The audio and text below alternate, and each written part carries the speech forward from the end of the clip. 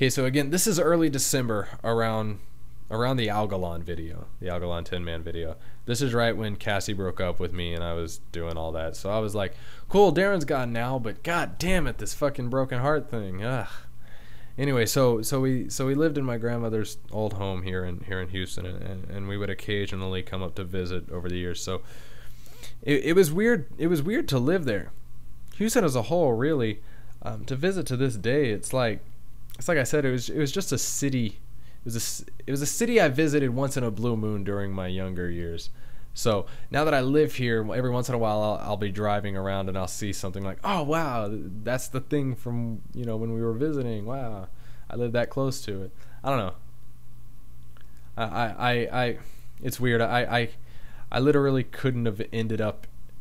I literally could have ended up anywhere in this country, due to my circumstances and where I've been, and it just so happens I just so happened to land here in the exact same city on the exact same road that my mom grew up on. I now have my own place here, and probably her mom too, right here on Westheimer. I remember my mom Marion. She would tell me stories about when her dad would tell stories about Westheimer and how it was mostly dirt for so long. And I'm talking about Larry, and they really started making Houston what it is today. I don't know. It's a beautiful thing to see time progress the way it does. At least to me, anyway. I guess beauty is subjective.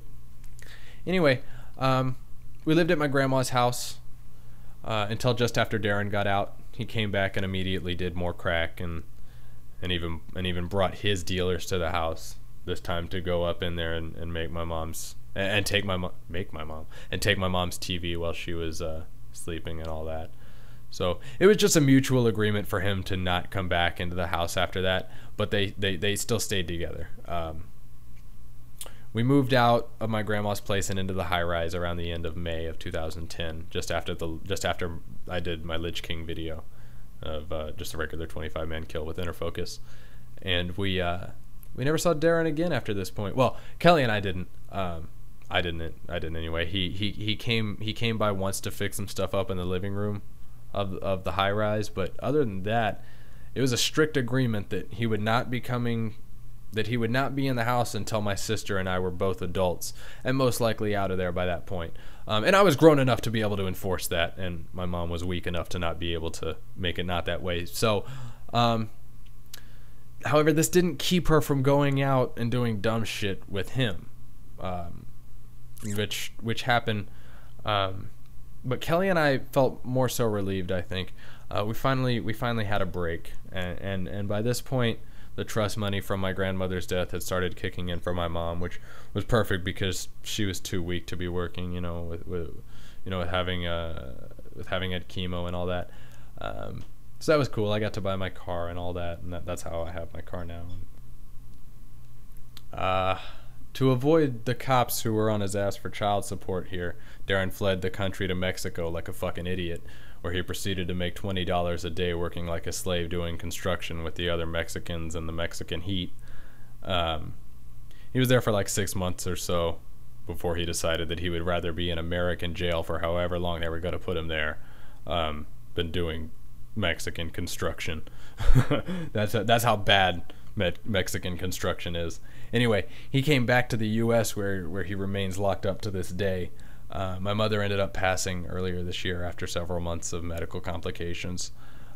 She spent her final month in hospice care here in Houston Hospice, where they just let you die. My mom wasn't gonna die if she had any control over it, if she had any say in the matter. So she was just too good at staying alive. So eventually we made the decision to just let her go. But dude, I went over there to pick up her stuff afterwards, and fuck, that's where I want to die. That place was stunning. I want to go over there and die right now. It's just so warm and die-y. But it is what it is. Kelly and I are getting by, and I just moved into my own place here in February. We're gonna be okay financially for the years to come, and that's like, I feel like life was just, sorry for all the shit, dude, but look, I got you on this one. You know, it feels like we owe you this at least, you know. So it's cool. I don't have to worry about that. Kelly just got back from California, and I'm sure she's gonna be okay. As for me, you know, my focus right now is on pushing myself mentally. You know, I've been digging into the bottom of the bag in regards to what we know about consciousness and being here in this maze that we call Earth, and this universe. I'm just starting to have my own personal experiences with psychedelic journeys and whatnot. I feel like the world looks so much more in depth. I feel like the world now looks so much more in depth than it ever did to me, and because of that, it makes it so much more intriguing and fun to be a part of. And of course, I think a lot of that comes with age, and I've been doing a lot of reflecting, and I think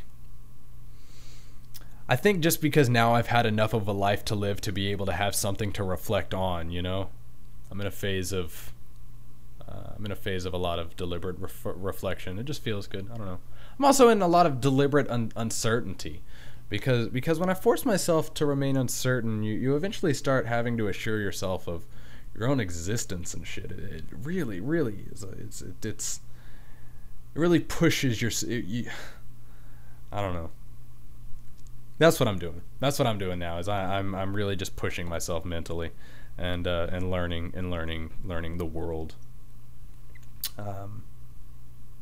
So yeah, that's about it. I think I'm happy with this. I hope you guys enjoyed it. I have some clips that I got, and I have some old voicemails that my mom left me prior to her death that I'll probably upload just for the sake of quarantining. I'm gonna probably just gonna go to bed. See you guys later.